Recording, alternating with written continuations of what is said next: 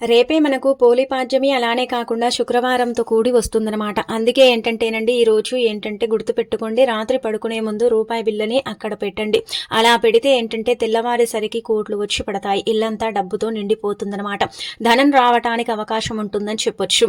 ఒక రూపాయి బిళ్ళ ఏంటంటే గనక మనిషి యొక్క జీవితాన్ని మార్చడానికి ఉపయోగపడుతుంది. అందుకే రూపాయి బిళ్ళతో ఇప్పుడు చెప్పే విధంగా ఈ చిన్న పరిహారం అనేది చెయ్యండి. అలానే కాకుండా రేపు మనకు చాలా శక్తివంతమైన రోజు. ఇలాంటి రోజు ఇంకా మరలా మనకు రాదనమాట.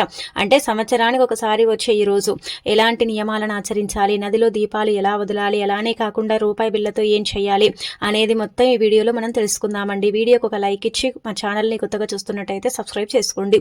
ఇక అలానే కాకుండా ఏంటంటే కనుక రేపు పోలిపాడ్యమి కదా, మనకేంటంటే కార్తీక అమావాస్య మరుసటి రోజు పోలిపాడ్యమి వస్తుంది. అంటే ఈ రోజుతో ఏంటంటే కనుక ఇక మనకు పూర్తిగా కార్తీక మాసం అనేది ముగిసిపోతుందన్నమాట. రేపేంటంటేనండి పాడ్యమి తిథి మనం చూసుకుంటే 12:45 లోపే మనకు పాడ్యమి తిథి ఉందన్నమాట. ఆ లోపే ఏంటంటే గనక మీరు దీపాలు వదలటం అలానే కాకుండా పూజ చేసుకోవటం ఇలాంటివి చేయండి. ముఖ్యంగా నదిలో దీపాలు ఏంటంటే గనక తెల్లవారుజామునే వదిలితే చాలా మంచిదండి. ఉదయం ఏంటంటే గనక కుదరకపోతే 12:45 మధ్యలో ఏంటంటే గనక ఆ సమయాలలో కూడా ఏంటంటే నదిలో దీపాలు వదలవచ్చు. మధ్యాహ్నం 12 గంటల తర్వాత మనకేంటంటే పాడ్యమి తిథి అనేది మనకు అంటే ఇంకా ముగిసిపోతుందన్నమాట. ఆ లోపే మీరు చేసేసుకుంటే సరిపోతుందండి. కాబట్టి ఏంటంటే గనక ఆ సమయాలలో చేయండి. ఉదయం కుదరకపోతే మధ్యాహ్నం 12 గంటల సమయంలో చేసేసుకోండి, సరిపోతుంది. మీరేంటంటే గుర్తుపెట్టుకోండి, ఉదయాన్నే లేవండి. శుక్రవారం అలానే కాకుండా పాడ్యమి తిథి ఉంది కాబట్టి ఉదయం లేచిన తర్వాత స్నానం చేయండి. ఈ రోజు చేసే స్నానానికి చాలా ప్రత్యేకత ఉంటుందండి. ఈ యొక్క స్నానం ఏంటంటే గనక కార్తీక మాసం నెల రోజులు చేసినంత పుణ్యాన్ని తెచ్చిపెడుతుంది. కాబట్టి వీలుంటే ఏంటంటే నది స్నానమే చెయ్యండి. కుదరదు నది స్నానం చేయటం అనుకుంటే ఇంట్లో స్నానం చేస్తారు కదా, ఆ నీటిలో ఉప్పురాళ్ళు వేసుకొని స్నానం చేయండి. అలా స్నానం చేసిన మీకు ఫలితాలు వస్తాయన్నమాట. స్నానం చేసిన తర్వాత ఉతికిన వస్త్రాలు ధరించి ఇల్లంతా కూడా క్లీన్ చేసుకోండి. ఇలా క్లీన్ చేసేసుకున్న తర్వాత ఏంటంటే గనక మీరు నదుల దగ్గర కానీ అలానే కాకుండా తులసి కోట దగ్గర కానీ ఇలా దీపాలను వదలండి. దీపాలు వదిలితే ఏంటంటే గనక మనకు ఈ నెలంతా కూడా దీపం పెట్టినంత పుణ్యం లభిస్తుంది. ఏదో అనుకోకుండా ఏంటంటే గనక ఆడవాళ్లకు ముట్టు అంటూ ఇలా ఉన్నప్పుడు మనం దూరంగా ఉంటాం, దీపాలు పెట్టం కదా కార్తీక మాసంలో. అలాంటప్పుడు ఏంటంటే గనక ఈ యొక్క పోలిపాడ్యమి రోజండి చక్కగా నది దగ్గరికి వెళ్ళి అరటి డొప్పలు అలానే కాకుండా 30 ఒత్తులు అంటే 31, 33 ఇలా తీసుకుని వెళ్ళాలండి. అలా తీసుకెళ్లిన తర్వాత ఏంటంటే గనక మనము తీసుకెళ్లిన అరటి డొప్పకి ఏంటంటే పసుపు రాసి కుంకుమతో బొట్టు పెట్టి మనం ముందుగానే ఆవునేతిలో ముంచుకున్న ఈ గుబ్బొత్తులు ఉంటాయి కదా వాటి మీద పెట్టుకొని అంటే ఇంకా అనంతరం ఏంటంటే గనక వాటిని చక్కగా పుష్పాలతో అలంకరించుకొని మీరేంటంటే నదిలో వదలాలన్నమాట. నదికి నమస్కారం చేసుకొని నదిలో దీపాలు వదిలి ఆ దీపాలని ముందుకు తోస్తూ మనం ఏంటంటే 3 సార్లు ముందుకు తోస్తూ సంకల్పం చెప్పుకోవాలి. ఆ తర్వాత ఏంటంటే కనుక రూపాయి బిళ్ళని తీసుకుని సంకల్పం చెప్పుకోండి. కోరిక కోరుకొని నదిలో ఆ రూపాయి బిళ్ళని వేయండి.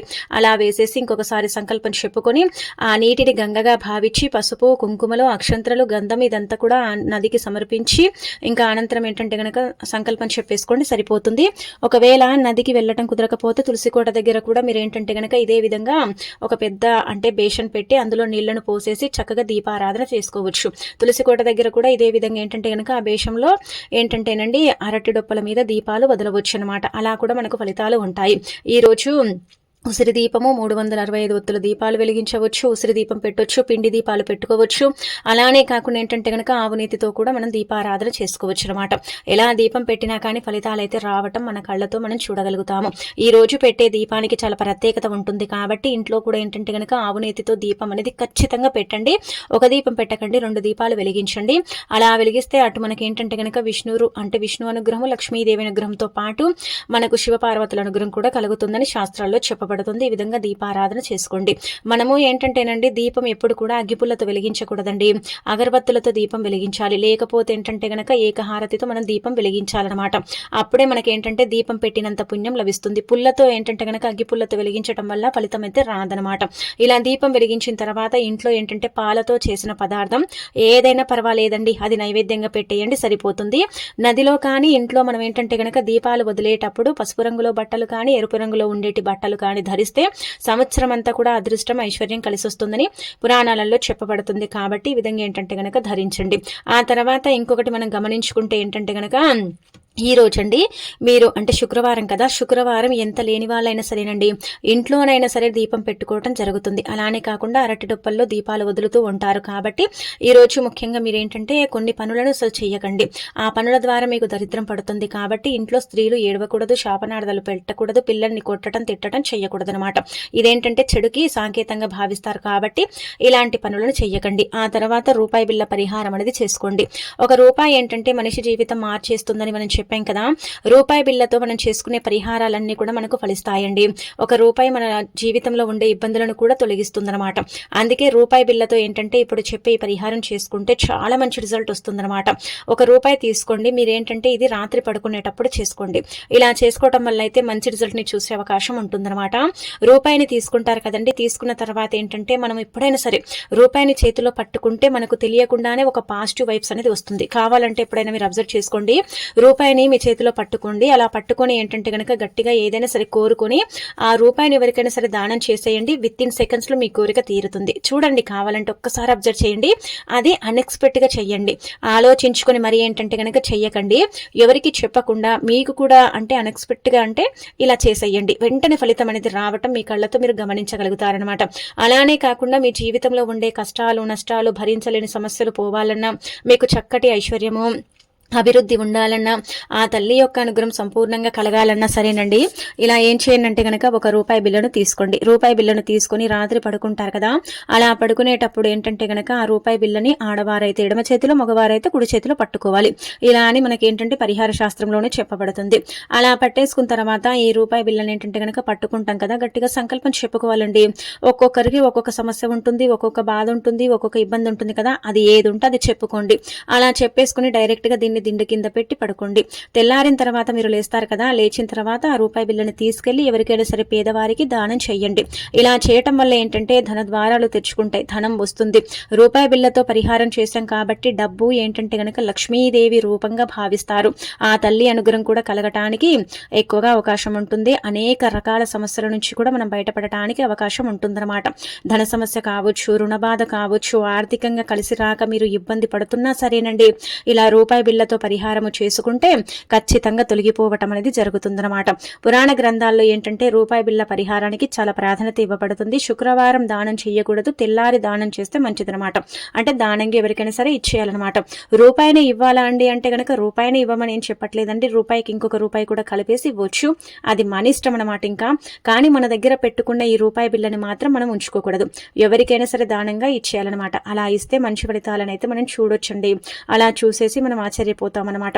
ఎప్పుడైనా సరేనండి, గుర్తుపెట్టుకోండి, మేము భరించలేకపోతున్నాము, ఎన్ని పరిహారాలు చేసినా మాకు ఫలితాలు రావట్లేదు అనుకొని మీరేంటంటే కనుక అలసిపోయారనుకోండి, అప్పుడు ఒక్క రూపాయి తీసుకోండి. ఆ రూపాయితోని మన లైఫ్ అనేది అంటే స్టార్ట్ అవుతుంది. ఆ రూపాయితోనే మన లైఫ్ అనేది ఎండ్ అవుతుంది కదండి. రూపాయి లేకపోతే మన జీవితమే ఉండదండి అసలు, నిజం చెప్పాలంటే గనక. ఎందుకంటే ఇప్పుడు 10 రూపాయల్లో రూపాయి తగ్గినట్టే, లక్షల్లో రూపాయి తగ్గినట్టే కదా. అందుకే మనం రూపాయికి చాలా ప్రాధాన్యత ఇస్తాము. రూపాయితోనే మన లైఫ్ అనేది ముందుకు వెళుతుందన్నమాట. అందుకే డబ్బుకు చాలా ప్రాధాన్యత ఇవ్వబడుతుందన్నమాట. ఒక రూపాయి లక్ష్మీదేవి రూపంగా భావిస్తారు. అలానే మన కష్టాన్ని తీరుస్తుందని కూడా నమ్ముతూ ఉంటారు. రూపాయి బిళ్ళ ఏంటంటే గనక మన జీవితంలో ఉండే సగానికి సగం కష్టాలు తీయటానికి ఏంటంటే గనక ఉపయోగపడుతుంది. రేపు తిథి వార నక్షత్రం అలానే కాకుండా మంచి ఫలితాలను తెచ్చిపెట్టే రోజు కాబట్టి ఈ రూపాయి బిళ్ళ పని అనేది చేసేసుకోండి, సరిపోతుంది. రాత్రి సమయాలలో మాత్రమే చెయ్యాలి. తెల్లవారు గట్ల ఇలా చేసుకుంటే ఏంటంటే కనుక ఫలితాలు అయితే రావన్నమాట. ఇది ఇంకా ఇలా ఏంటంటే కనుక పాటించండి, చాలా చాలా మంచి రిజల్ట్ అయితే ఉంటుందన్నమాట. స్త్రీలు పురుషులు ఎవరైనా చేయొచ్చు. మీ సమస్యకు తగ్గట్టుగా మీరు సంకల్పం చెప్పుకోండి. ఇంకా తర్వాత ఈ పని చేసి చూడండి, ఎంతలా ఫలితం వస్తుంది అనేది మీరే ఏంటంటే కనుక షాక్ అవుతారనమాట. ఆ తర్వాత రేపు శుక్రవారం కదా, ముఖ్యంగా ఏంటంటే కనుక ఇంట్లో నాన్ వెజ్ని వండకండి. రేపు ఒక్కరోజు వండుకోకూడదు. నార్మల్గా శుక్రవారం అయితే తినకూడదండి. ఇలా ఇంట్లో ఉదయం పూట ఏంటంటే కనుక చక్కగా ధూప నైవేద్యాలతో పూజ చేసుకుంటారు కదా, మరలా తిరిగి సాయంత్రం ఒకసారి ఏంటంటే కనుక ఇంట్లో దీపం పెట్టుకోవటం, ఇల్లంతా కూడా వాకిలి ఊడ్చుకొని దీపం పెట్టుకొని గుమ్మాల దగ్గర 2 దీపాలు వెలిగించి, తులసి కోట దగ్గర కూడా దీపం వెలిగించి చక్కగా ఏంటంటే కనుక తులసి కోట దగ్గర ఓం నమో భగవతే వాసుదేవాయ నమః అనే మంత్రాన్ని పఠించుకుంటూ ఇలా లక్ష్మీదేవిని పూజించుకుంటూ మనం ఏంటంటే కనుక దీపాలు వెలిగిస్తే సమస్త పాపాలు పోతాయి, కోటి జన్మల పుణ్యం లభిస్తుంది. అలానే కాకుండా కుబేరులాగా మనం మారిపోతామన్నమాట. కుబేరుల లిస్టులో మనం చేరిపోతామని మనకు పరిహార శాస్త్రంలో చెప్పబడుతుందన్నమాట. అందుకే ఈ విధంగా మీరు పాటించేసి ఫలితం అనేది పొందండి. ఇంట్లో సాయంత్రం సంధ్యా సమయంలో దీపం పెడితే మంచిదనమాట. సంధ్యా సమయంలో లక్ష్మీదేవి భూమిపైనే సంచరిస్తూ ఉంటుందన్నమాట. భక్తులకు దర్శనం ఇస్తూ ఉంటుంది. అందుకే ఆ తల్లిని ఏంటంటే గనక పూజించడం వల్ల, ఆ తల్లికి ఇలా దీపం పెట్టడం వల్ల మనకేంటంటే గనక ఐశ్వర్యం ఇస్తుంది, తరగని ఆస్తిని కూడా ఇస్తుంది అనమాట. అందుకే సాయంత్రం పెట్టే దీపానికి చాలా ప్రత్యేకత ఉంటుంది. సాయంత్రం పెట్టే దీపంలో ఏంటంటే గనక ఒక యాలక్కాయని వేసి వెలిగించండి. అలా వెలిగిస్తే ఒకవేళ మీరు ఇబ్బంది పడుతున్నారనుకోండి, ధనానికి చాలా వరకు కూడా బాధపడతాం. డబ్బు అందరికీ కూడా ప్రాప్తం అవ్వదు కదండి. ఎంతో కష్టపడితే డబ్బు వస్తుంది, కొంతమంది కష్టపడ్డా కానీ డబ్బు రాదు, ఏం చెయ్యాలో అర్థం కాదు కదా. అలాంటి వాళ్ళు ఏంటంటే గనక సాయంత్రం అంటే రేపు మనకు పాడ్యమి తిథి కూడా ఉంటుంది, సంధ్యా సమయము, అలానే శుక్రవారం మంచి తిథి కదా. కాబట్టి ఏంటంటే మీరు ఏం చేయండి అంటే గనక ఒక యాలక్కాయని తీసుకొని సంకల్పం చెప్పుకొని ఆ యాలక్కాయని దీపంలో వేసి దీపం వెలిగించి దీపం కొండెక్కిన తర్వాత ఆ యాలక్కాయని తీసుకొని వెళ్ళి చెట్టు మొదట్లో పడేయండి. అంటే అదే రోజు తీయమని కాదు, తెల్లారి కూడా తీసేయొచ్చు అనమాట. ఇలా కూడా ఏంటంటే మంచి రిజల్ట్ అయితే చూడొచ్చు అనమాట అండి. ఇది కూడా మీరు పాటించవచ్చు. ఇక తర్వాత ఈ రోజు ఏంటంటే గనక సాయంత్రం సంధ్యా సమయంలో ఇప్పుడు చెప్పే విధంగా ఈ యాలకుల పరిహారం అనేది చేసేసుకోండి. ఇది కూడా చాలా చాలా పవిత్రతను కలిగుండే పరిహారం. లక్ష్మీదేవికి అత్యంత ఇష్టమైన పరిహారం యాలకుల పరిహారం. ఎందుకంటే సుగంధ ద్రవ్యాల్లో ఒకటిగా భావిస్తారు, యాలకులకు అతీత శక్తి ఉంటుంది, యాలకులతో చేసుకునే పరిహారాలన్నీ కూడా మనకు పనిచేస్తాయి అనమాట. అందుకే యాలకులను తీసుకోండి, 5 యాలకులు తీసుకోండి. ముఖ్యంగా ఏంటంటే కనుక గుర్తుపెట్టుకోండి, 21 యాలకులు తీసుకొని పసుపు రంగు తాడుకు గుచ్చి ఆ యొక్క మాలను తయారు చేసి అమ్మవారికి సమర్పించవచ్చు. రేపు శుక్రవారం మంచి రోజు కాబట్టి అలా సమర్పించిన తర్వాత దాన్ని తీసి వ్యాపారం చేసే స్థలాల్లో గల్లాపెట్టెలో కానీ ఇంటి బీరువా లాకర్లో కానీ దాచుకోవచ్చు. అలా కుదరకపోతే అది పూజ గదిలోనే పెట్టుకున్నా సరిపోతుంది. ఆ తర్వాత ఇంకొకటి ఏంటంటే కనుక 5 యాలకులు తీసుకోండి.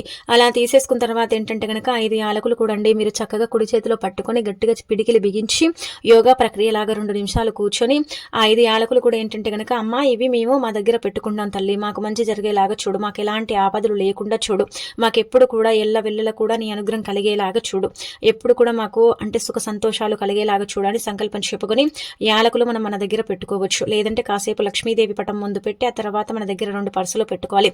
ఇంట్లో ఉండే వాళ్ళు తలా 2 తలా 1 ఏంటంటే కనుక పర్సులలో పెట్టుకోవడం వల్ల ధనం అనేది వస్తుందన్నమాట. డబ్బు లేక నరకం చూసే వారికి ఇది ఒక చక్కటి పరిహారం అని చెప్పొచ్చు. 5 యాలకులు పూజించుకొని బీరువాలో దాచుకున్న ఫలితాలు అయితే ఉంటాయన్నమాట. ఇది కూడా మీరు ఏంటంటే కనుక పాటించడం వల్ల ఫలితం ఉంటుందండి. కాబట్టి ఆచరించండి. శుక్రవారం పూట ఇలా యాలకులతో పరిహారం చేసుకుంటే తప్పకుండా ఏంటంటే మనకు మంచి జరుగుతుందన్నమాట. యాలకులు ఏంటంటే కనుక అతీత శక్తివంతమైనవి. యాలకులు లక్ష్మీదేవి చాలా ఇష్టపడుతుంది. యాలకులతో చేసుకునే పరిహారాలు ఎటువంటివైనా సరే, ఇదనే కాదండి ఇంకెటువంటిదైనా సరేనండి, తప్పక ఏంటంటే మనకు పనిచేస్తుంది అనమాట. ఎప్పుడైనా సరేనండి భయంగా ఉంది, చాలా ఇబ్బందులు ఉన్నాయి, ఎదుర్కోలేని సమస్యలు పడుతున్నామంటే ఒక